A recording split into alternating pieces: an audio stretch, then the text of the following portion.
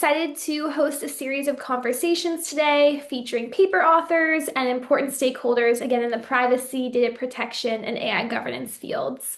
My name is Justine Gluck. I'm an AI policy analyst here at the Future of Privacy Forum and the MC for today's event.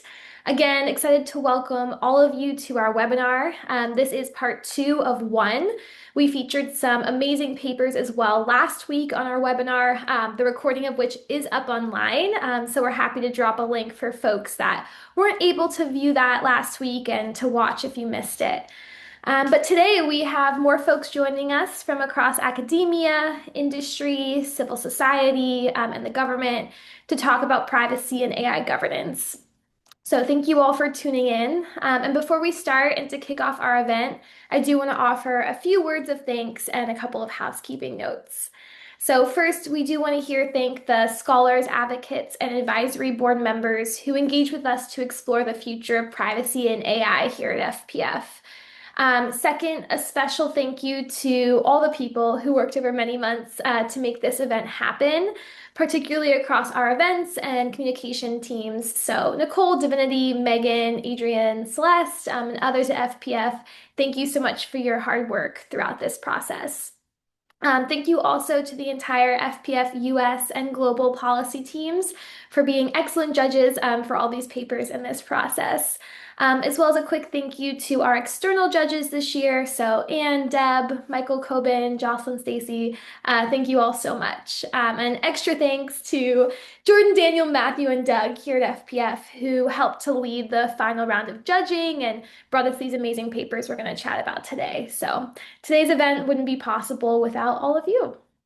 And then a quick housekeeping note here before we begin. For today's program, each paper's authors and their discussant will review their winning paper for 10 minutes, and then we're going to open up to respond to audience questions for 5 minutes. If you have a question you would like to ask the paper's authors, please drop your questions in the Q&A feature of Zoom. We do unfortunately have obviously limited time for questions, but we will raise some for the discussant and would love audience participation. So again, please drop them specifically in the Q&A feature of Zoom. That's where we'll be pulling the questions from. Also, I do want to flag for all of those on the call that this webinar is being recorded and will be available for viewing later, as well as the one from last week.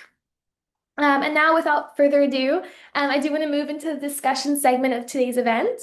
During this segment, the authors of the winning papers will be joined by an expert discussant. Again, we're going to engage in 10-minute discussions of the papers, followed by that 5-minute Q&A. We encourage everyone on the call to take a look at our PPPM digest, which is up on our website, and we'll hopefully drop the link here as well, which includes summaries of the winning papers and the links to read the full papers. With that being said, I do also want to take a moment to acknowledge a few of the papers that will not be presented today. So first, I want to acknowledge our honorable mentions. This year, we recognized 2 honorable mentions for the General PPPM Award. This year's awardees were Brokering Safety by Chinmay Sharma, Thomas Kadri, and Sam Adler. Our second honorable mention went to the paper Focusing Privacy Laws by Paul Ohm. And then second, as part of PPPM, we also recognize Leading Student Scholarship. And this year we selected 1 student paper for recognition. So our student award went to a paper entitled Decoding Consent Managers Under the Digital Personal Data Protection Act by Aditha Shushant. So these papers were all exceptional, and we want to thank all of you for your work. So without further delay, we're going to jump in and welcome our first authors of the afternoon here. I'm going to introduce Matthew Kugler and Lior Strahilevitz presenting their paper, Can Consumers Protect Themselves Against Privacy Dark Patterns? And they're joined by Janis Kestenbaum of Perkins Coie. So jump on in, folks. Yeah, thanks so much, Justine. And welcome, Professor Kugler and Professor Strahilevitz. And congratulations on the award and on your article, Can Consumers Protect Themselves Against Privacy Dark Patterns? I wanted to start with the question about the empirical research that you conducted into privacy dark patterns. It's, at least to me, it's great to have an opportunity to read about empirical research and get some actual data and evidence on an issue. If you would start by providing an overview of your study, what was the central question that you were seeking to examine? How did you seek to study it, and what were the key findings? Thank you, Janis, and thanks to the event organizers, and apologies for my voice. It's a bit of a rough morning.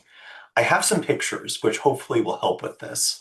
So hopefully everyone is seeing those now. Our basic question here was very straightforward. Over the last 10 to 15 years, there's been growing recognition that things called dark patterns can really influence consumer behavior. So you see a cookie banner pop up on a website, you're going through a sign-up process, and it's usually pretty clear which option the interface designer wants you to pick.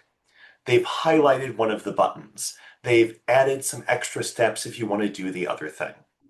And these interface design choices that are intended to guide users to the things that the interface designer wants are called dark patterns.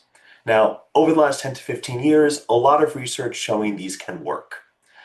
What we were doing was one, showing that they work for privacy choices, small extension, and two, showing that they work even when people are actively trying to fight against them, which we thought was really cool and really important. So the reason why this is so important is because when my colleague Lior is talking to regulators and saying, hey, we really need to do something about this. If we want consent to be real, we have to rein in dark patterns. The response is, well, if people really wanted to protect their privacy or choose other options, they would. So that's what we tested. What we did is we basically went through the Netflix sign-up process, kind of captured screen by screen what people got, and then we built our own fake video streaming website. And we did a survey where people started on Qualtrics, answered some questions. We're told, hey, we're testing out our new website. We want you to go there and go through the sign-up process.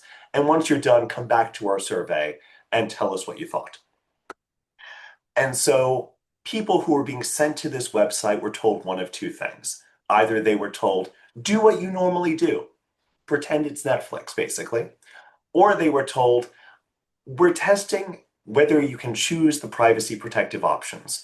So whatever you would normally do for this study, choose the most privacy protective options you can. And what we found is, first, that dark patterns work. So people on the website either got this control interface where it's like, oh, choose the privacy settings you want. Are you going to allow matched identifiers or not? And whatever you pick, bright red button, go on to the next thing. Or they got interfaces like the dark pattern condition where we've pre-selected the anti-privacy choices. And look what happens if you want to change that. There's no button to make the yes into a no. You have to go to Edit Preferences. And then there's a second screen you have to go through to change those yeses to nos. Or you could just click the bright red button that says Accept and Finish. And so this mattered. So it's like, yes, we're getting more anti-privacy choices when we've stacked the deck with these interface design decisions. And the part that was new, the part that we're really excited about, when we told people to protect their privacy, it still mattered. So you're still seeing these dark patterns drastically drive up rates of selecting matched identifiers, et cetera, even though we had specifically told people don't do that.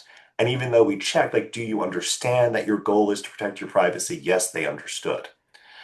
So that's what we thought was so cool here, because people were trying to protect their privacy.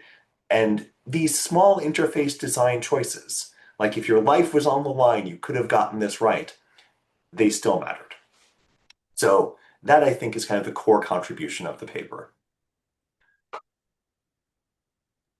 Interesting, thanks. And this question, why don't we start off with I'd like to hear from both of you, and if we start off maybe with Lior, were there any findings that that surprised you? So for me personally, and Lior can take his own swing at this, the thing that surprised me so much, when they are just doing what they normally do, they get to the end of the study having done like 10 screens, and there's that one thing at the bottom, do not sell or share my personal information. It starts off as off because Websites don't have to make that on. But even just doing what they normally do, 70% turned that on. It's like, that's really kind of cool. That's a super majority just selecting that option that's sitting there. And thinking about California law, where websites do have to start offering that kind of option, I do think if websites are giving users a free choice, that's going to be wildly popular. So that it surprised me it was so high, given that it's just kind of tacked in at the end after so many other choices. Interesting. Lior, any surprises on your end? I think that was our biggest surprise, in part because the research on the potency of dark patterns is something I've been working on for 8 years now. And so the fact that dark patterns were extremely effective, we're not the first paper to say that. But I think what's really, in addition to what Matthew said, what's really I think important about this paper is we did a lot of work to try and create something that, in various respects, really did resemble the experience a user might have signing up for Hulu or signing up for Netflix. And so this is much less sort of a lab setting and much more the kind of online environment that a consumer would ordinarily encounter when they're signing up for a new service. And I think it's very important that in that hyper realistic setting, the dark patterns were quite potent as well. So we think of this as a study that has a lot of external validity as people try to navigate their way through the internet. Yeah, that's great. Um, and your study found that nagging was pretty effective.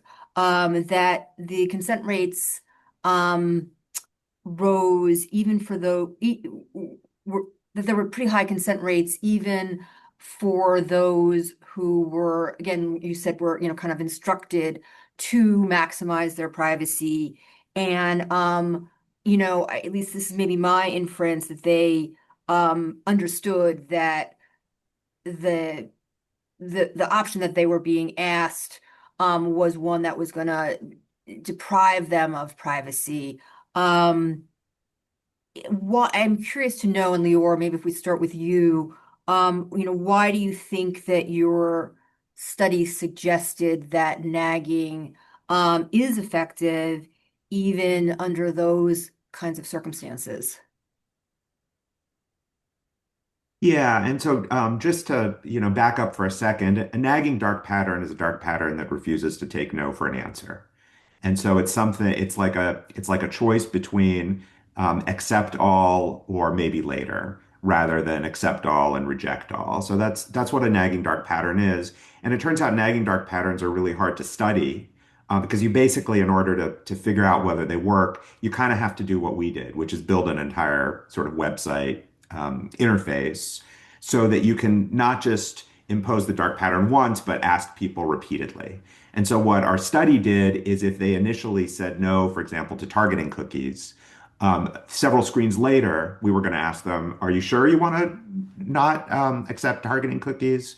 And then, a few screens after that, earlier you said, you don't want to accept targeting cookies. We found that in some cases, the use of these nagging strategies actually doubled the percentage of people who wound up making a less privacy protective choice. And that was true both for people who were directed to make the choices they'd normally make and for people who were asked to maximize their privacy or choose the most privacy protective options. So nagging dark patterns, we see a lot of them in the wild. Probably everyone on this call has seen like, oh yeah, not now, maybe later. That's unfortunately been ubiquitous on apps and on the internet. And what we show essentially is the reason they're so ubiquitous is they're generating a lot of consents that wouldn't otherwise be there. People get worn down by these dark patterns, and so they ultimately agree to make choices that are inconsistent with their preferences. Interesting. Matthew, any thoughts from you about, the efficacy, like the reasons for the efficacy? I will say myself, I was surprised to see that. I would have thought that people would just be annoyed and just continue to say, kind of, no, I told you no, I'm going to continue to tell you no. The thing is, if I tell you yes, you're going to stop bothering me. And that, I think, is the power of a nagging dark pattern. It's not that you've persuaded me, it's that I'm giving up. or that if you ask me enough times, I'll eventually click the wrong button by accident. And also keep in mind that if you're Meta, if you're Google, if you're Amazon, you have millions of people going through these screens. And so driving up a consent rate 10% might be hundreds of thousands of people who've suddenly opted into something. So even small effects would matter, and we didn't have small effects. We had pretty large effects on some of this stuff. Yeah, interesting. So we have an audience question. It's a really good question. Um, if we have time, I'd love to hear from both of you. Why do you think that some individuals, some participants in your study, were not able to realize the privacy goal, the privacy instruction? Do you think it was because they lack, kind of technical skills? Do you think it's because they got bored? Any other thoughts about like why they were just unable to reach their goal? So I have a couple of thoughts here. Some of the past research on dark patterns has shown that certain kinds of people are slightly more susceptible to them. And sometimes it's tech skills, sometimes it's age, etc. But those effects are inconsistent and never very large. And I think it's because we all make mistakes. And the whole point of dark patterns is to encourage us to make mistakes. So, like, I'm a pretty savvy guy, but if my preschooler needs something, I'm going quickly through the form. If that form is standing between me and the next episode of Bluey, things are going to happen. And so if you told me $10,000 depends on getting this right, I will get it right. But I think if I am a everyday person doing an everyday thing with other things on my mind, other competing goals, this is going to happen however smart, however educated, however sophisticated you are. Because like I'll sometimes hit accept all cookies. I never want to accept all cookies. But sometimes it's like it's just a news site. I just want to read the article. I want this thing to go away. Click the button. Yeah. Lior, any Yeah, thoughts? I agree with that. And what I will say too is I think these studies really strengthen the case for legal interventions like global privacy controls, which obviously California's been very active in legislating and regulating in that area. And what makes global privacy controls appealing is exactly what Matthew said. If I'm at a moment when I'm not super pressed for time, and when I can really think about what my privacy preferences are generally and tell my browser what they are, and then have my browser do this work for me of rejecting the cookies I don't want or opting out when that's consistent with my preferences, then we think consumers' preferences are being satisfied. But it is this kind of spur of the moment. I'm impatient. If I say no now, they're going to keep bothering me every week until I eventually say yes. I may as well just give up now because they're going to get the data, and so may as well give it to them now. I'll lose my privacy, but at least I won't have my time wasted. And so I think that dynamic where consumers really don't have autonomy is part of the impetus for California and some other jurisdictions saying, hey, there's a better solution out there. Let consumers make their choices and don't force them to encounter these repetitive choices where they're constantly having to stick up for their privacy. Let them do it once and then let the browser take care of the rest. I see another question in the chat, and I think I can just Great, pivot go off for what it. Lior just said. So the question is, can we increase user literacy? Is there a way to educate people out of this? And I think to some extent, no. Because if people have to make these choices again and again and again, there's only so much education can do. We're just adding to the burden of expecting users to kind of self-help their way out of this. And they really need a different interface, a different setup, a different set of tools if they want to make their preferences real over time. That's great. Well, thank you so much. Thanks. Thank you. Thanks, everyone. That was a great discussion. Next up, we're going to actually welcome our second set of authors here. So we have Wenlong Li and Yueming Zhang presenting their paper, How the Legal Basis for AI Training is Framed in Data Protection Guidelines.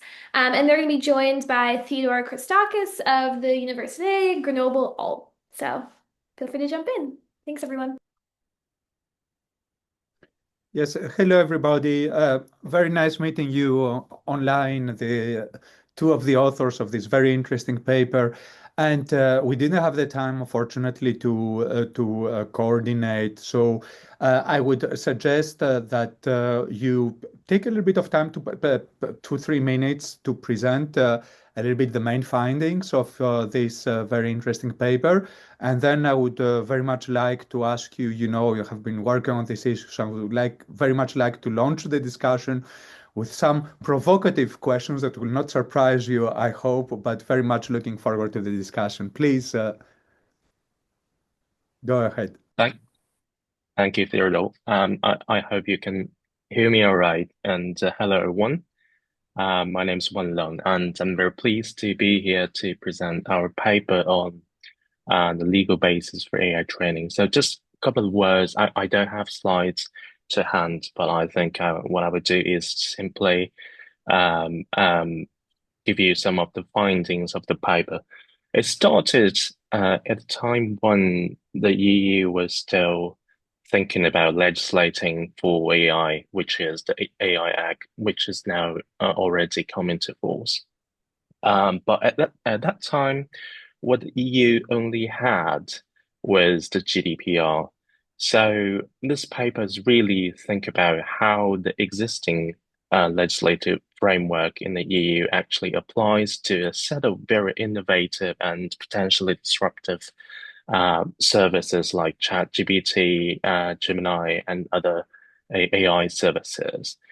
Back a few years ago, there has been huge controversies and debates in the data protection communities as to whether consent should apply or whether we have an alternative lawful ground or legal basis called legitimate interest that could legitimize the use of personal data for training purposes.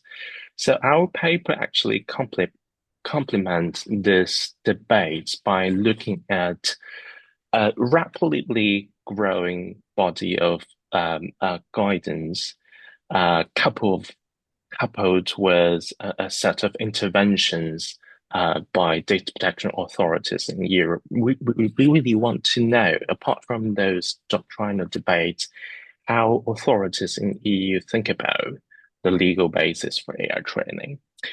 And we found that actually, to our surprise, legitimate interest seems to be the one legal basis in the eyes of authorities, and consent, although wants to be a foundational pillar of data protection law, appears to be marginalized in the context of AI.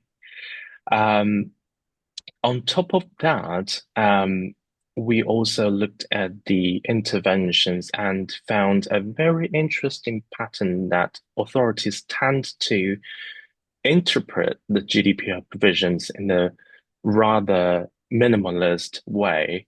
So there will be some measures, but from a legal or data protection perspective, we don't think that all relevant tests are thoroughly examined and implemented. So there seems to be a gap between the guidance provided by a handful of authorities and what actually required in practice by some of the authorities.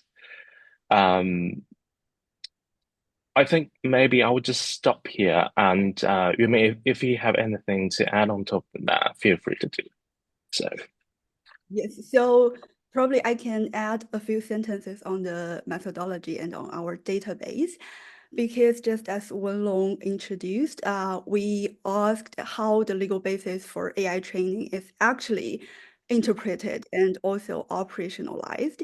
And naturally, that required us to adopt this comparative approach and also qualitative approach. So we actually maintained two data sets. And if you have had a chance to read into the paper, we have two massive tables. And the first one is a review of all the relevant guidelines, and the second one is a review of all the regulatory interventions. And that actually allows us to put all this data together and have all the observations that Wenlong just mentioned before. So probably I will just stop here and give the floor back to Theodore to discuss further. Yes, thanks. Indeed, you have done a Herculean task of working on 19 different guidance by DPAs, and not only in Europe, by the way. Precisely, my first question, I have a series of at least 6 questions with you. I don't know if we'll be able to go all over them, but I had a lot of curiosity after reading your paper. The first question is why these 19 and not the others? Because there are very important things also. And for instance, I was very surprised that you have not included the Dutch DPA, which, as a matter of fact, not only was at the forefronts with a very controversial position that legitimate interest can never be used for commercial purposes, which had something which we do not need to discuss anymore because both the Court of Justice and the DPB and all the other data protection authorities have rejected this. But I was in The Hague last September, and I was discussing the latest guidance by the Dutch DPA, which was adopted after the DPB opinion. And there we can find some very, very strong statements about some things, including, for instance, that the AEP expect controllers to facilitate data subject rights. And they say that currently the only solution for erasure and rectification is retraining the model because machine unlearning is not yet a guaranteed technique and it goes with proposing something. So I was just wondering, because I was thinking that this is a very important element, why eventually, probably it was too late also for your article, I guess, with the deadlines, but I was surprised to see that even after the DPB opinion, which was supposed to harmonize a little bit what's going on in Europe, we still have very divergent views by national DPAs, and we need a new harmonization some way. Yueming, would you like to take that one? I might add a few words afterwards. Yes. So as you just mentioned, the data collection ended by the end of 2024. So probably that can just answer your question, like why we have selected this 19 guidelines instead of the others. And the methodology was actually a systematic screening of the official websites of all the data protection authorities from not only the European Union, but also some other countries, jurisdictions, including Asia, North American, and so on. And we also have a selection criteria because we wanted to focus on the interpretation of legal ground for AI training. So we had to select guidelines which directly answered these questions. So if that guideline answered what legal basis can be used in the context of AI training, and also probably mentioned something like the procedure requirements related to lawful ground, we just only screen and analyze this kind of guidelines. Thank you. Another major issue is a fundamental issue which has not really been discussed by the DPB. In their opinion, there is just one paragraph, is the issue of special category data, sensitive data, if you want Article 9 GDPR data. And I was waiting for your paper to try to find out, what, and there was no subsection specific about sensitive data, although you do mention them, of course. I was wondering if you can a little bit tell us about this topic. Do you find out what is your main conclusion concerning sensitive data eventually, which is a very important topic? I can take that one.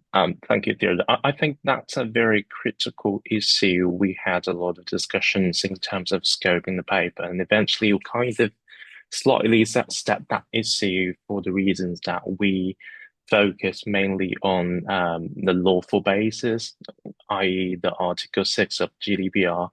But I can anticipate that some will argue that actually Article 9 GDPR, which refers to the sensitive category of personal data processing, is also relevant.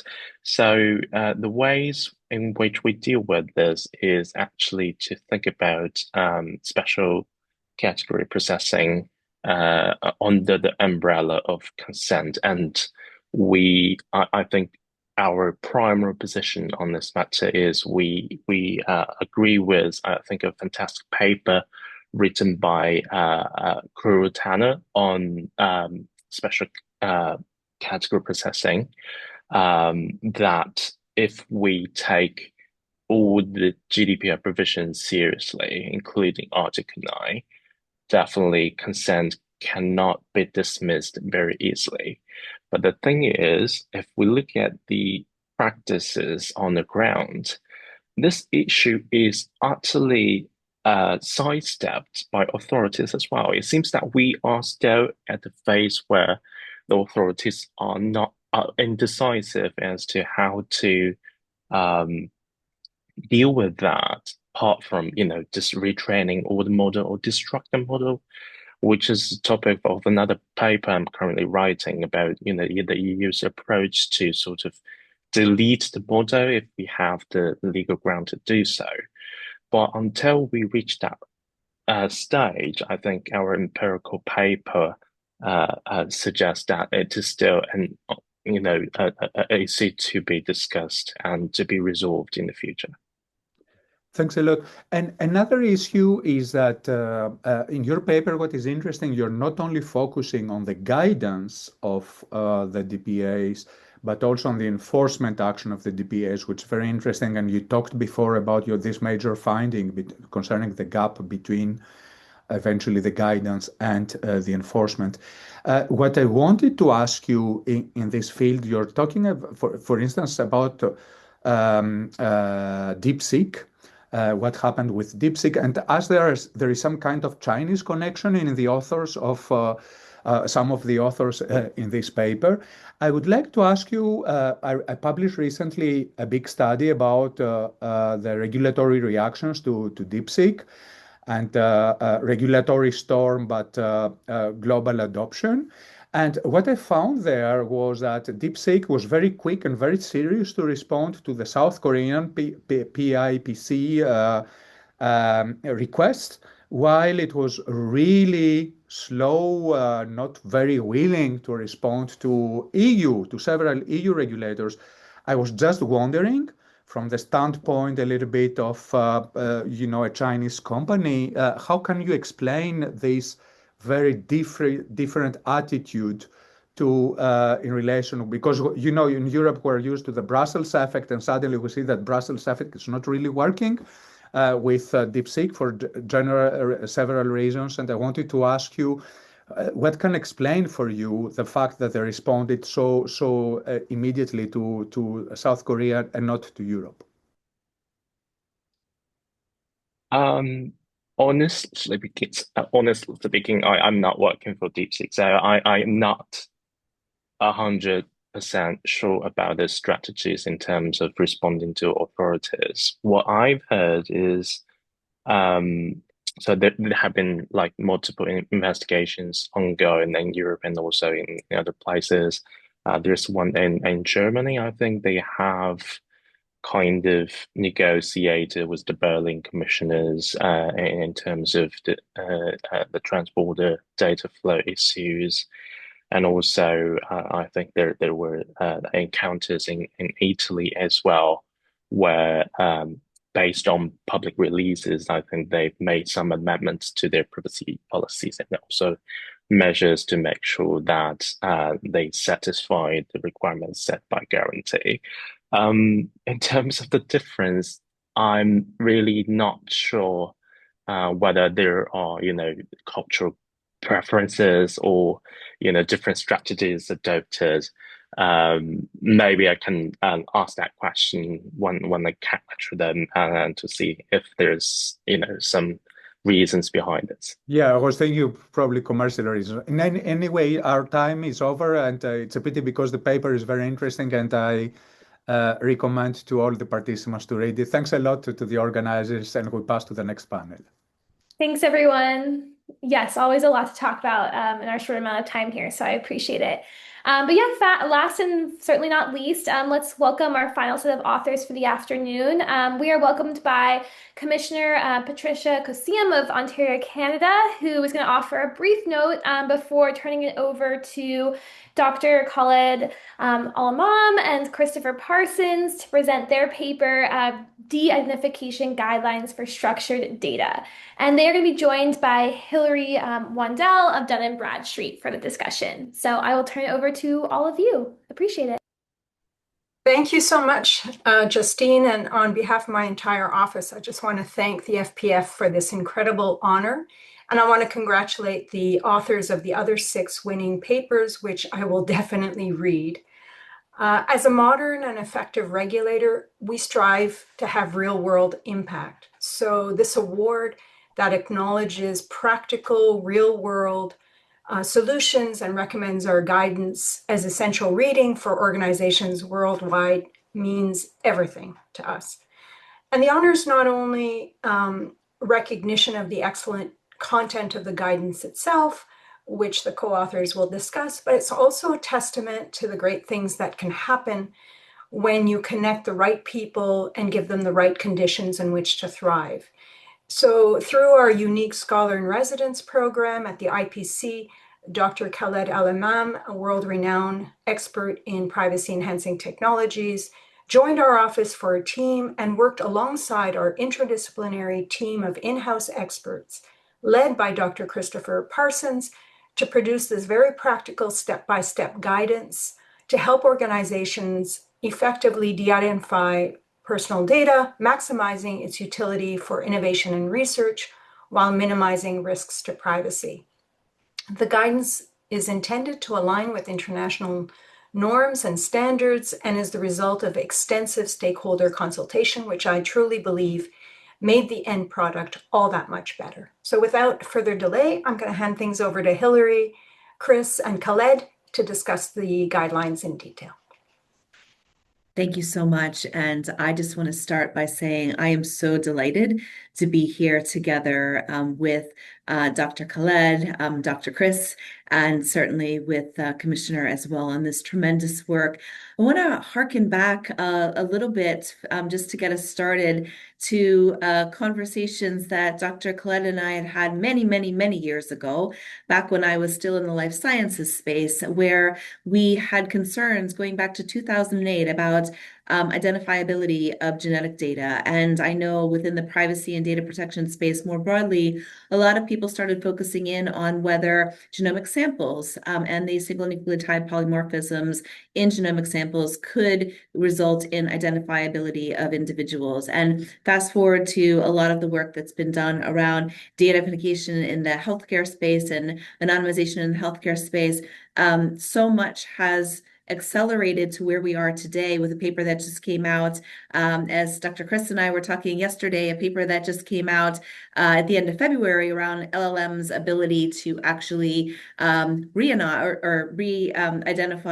massive amounts of data. So this is such a critical time for us to talk about good practices, guidelines to help organizations be able to effectively de-identify, recognizing the challenges. So welcome to both of you, and congratulations again on your winning paper.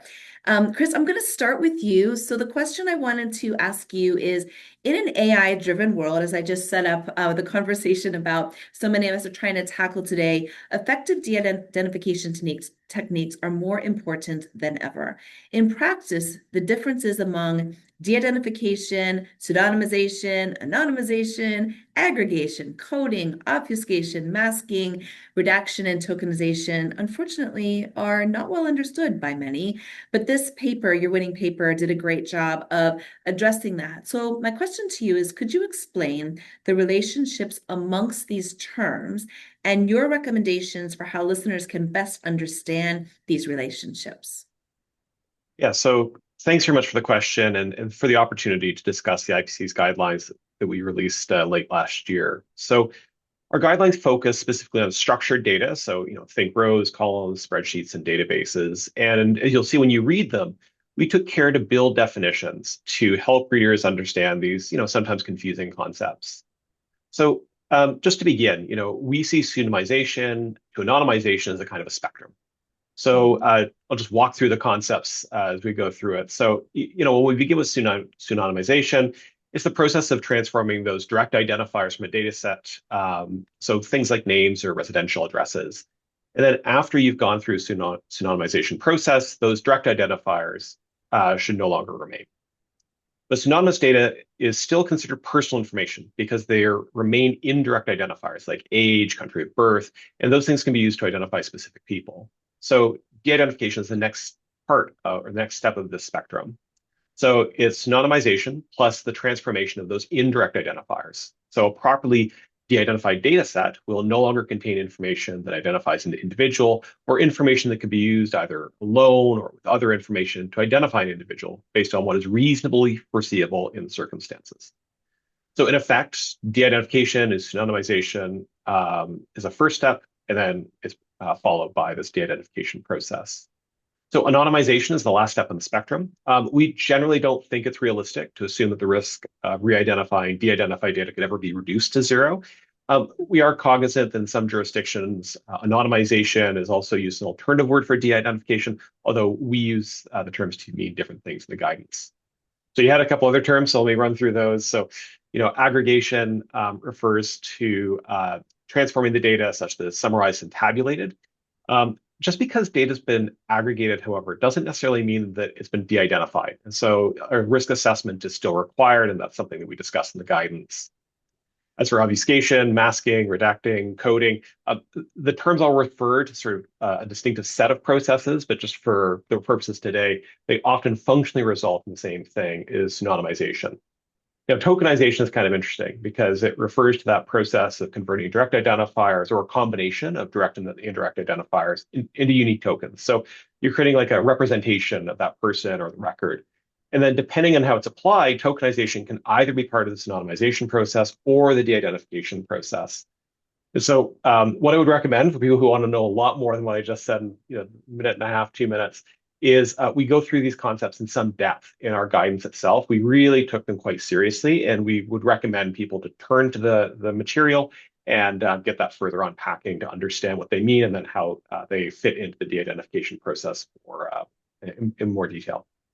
That's so helpful, Chris. And I think that this is exactly what organizations need at this point in time as they're dealing with more and more data sets that can be used to re-identify individuals, oftentimes without realizing that that's possible, and the ability to de-identify and understand how to effectively de-identify. I know a lot of organizations still really struggle with this. So thank you. I'm going to move on for one more question for you for now. So the paper also explores, and I think this is very relevant to what you were just explaining, the distinction between a direct and an indirect identifier.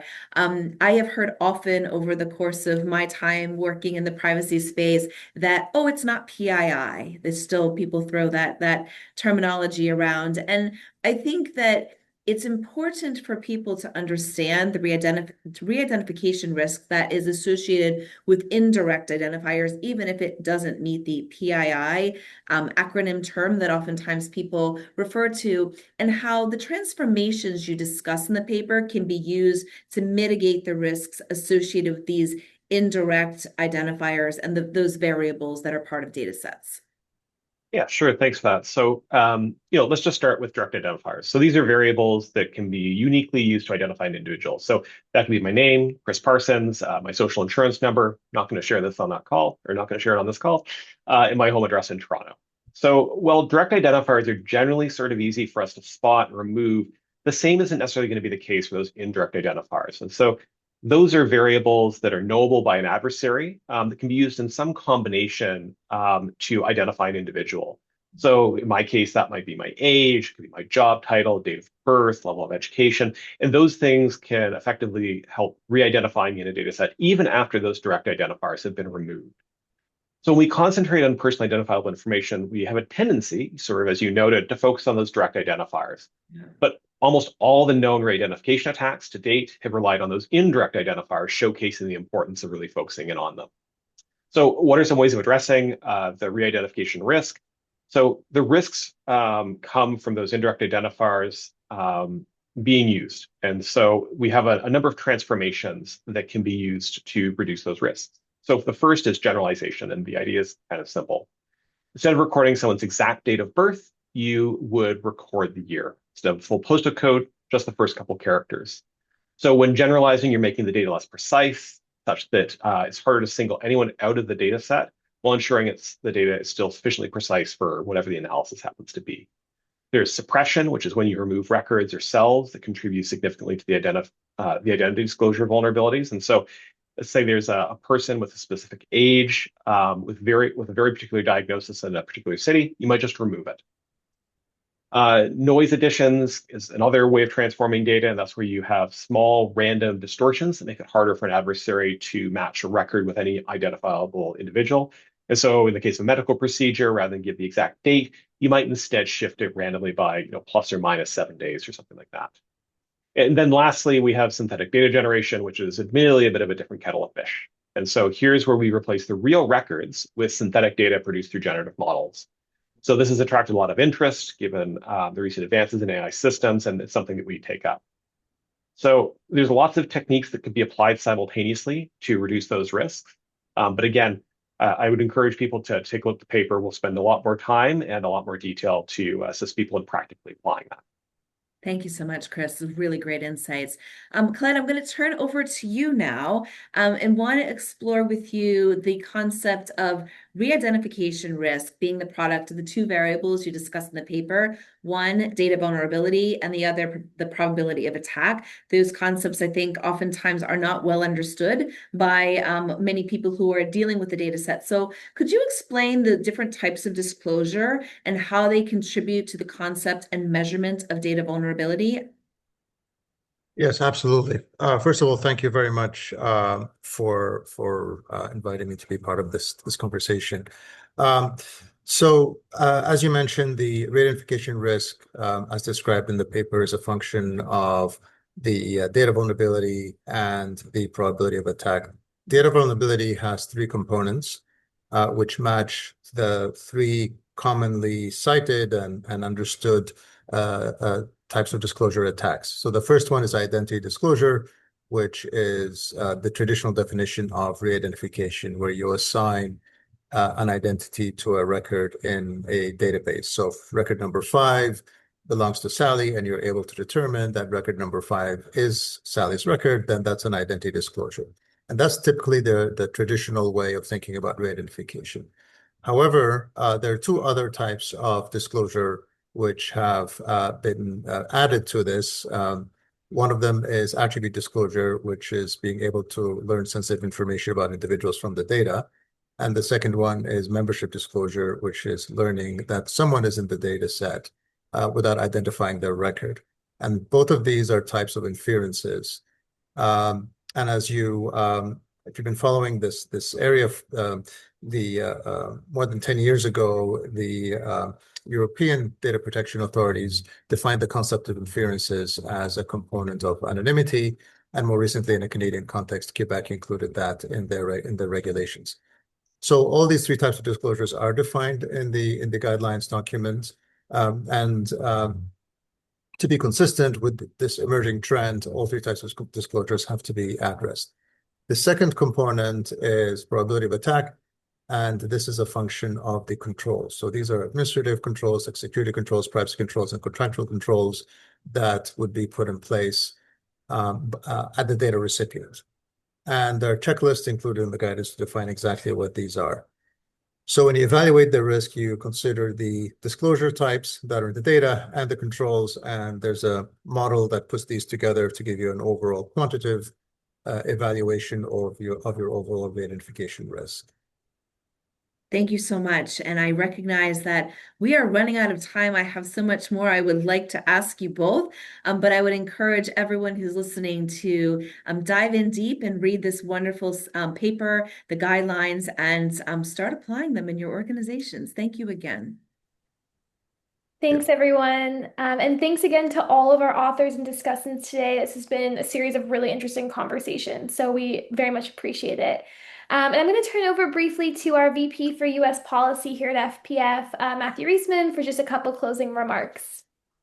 Thank you so much, Justine, for your expert facilitation today. And once again, to you and the entire dedicated FPF team for bringing the 16th annual Privacy Papers for Policy to such an interesting and successful conclusion. To our authors and discussants here with you today, thank you for the rigorous scholarship you shared during this session, from intricacies of AI training data to practicalities of de-identification and the impact of dark patterns. You are providing us the pathway to achievable solutions that are so vital, not just for the policymakers that are in the name of this event, but for those of us who are practitioners implementing these protections on the ground every day. As we conclude this year's series, I thank everyone who's joined us, and we hope these discussions have sharpened your perspective on the intersection of law, technology, data, and ethics. To continue your exploration of these topics, we want to encourage you to visit our website, fpf.org, and there you'll find a PPPM digest, where you'll find all of the papers that have been featured in these two events, and you can learn more about our ongoing work. We have a full calendar of upcoming engagements, including the DC Privacy Forum in June, which is open to the public and a fantastic opportunity for in-person dialogue. And we have several members-only events on the horizon. If you or your organization are interested in learning more about these or membership in FPF more generally, please don't hesitate to reach out. Thank you again for your time, your insights, and your commitment to advancing the future of privacy and responsible data use. And we look forward to seeing you at our next event. Thanks so much.